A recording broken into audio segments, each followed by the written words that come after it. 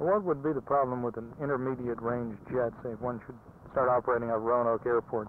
Be any danger of loud noise?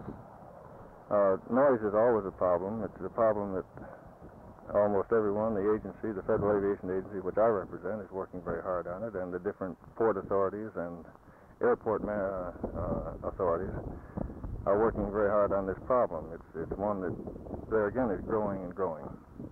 Would there be such a thing as a sonic boom in the Roanoke Valley when intermediate range jets begin operating here? No, we're not. The sonic boom at the present time is a result of exceeding the speed of sound of military aircraft.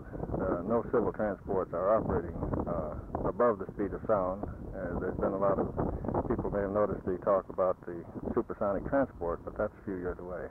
All right. Thank you very much. Thank you.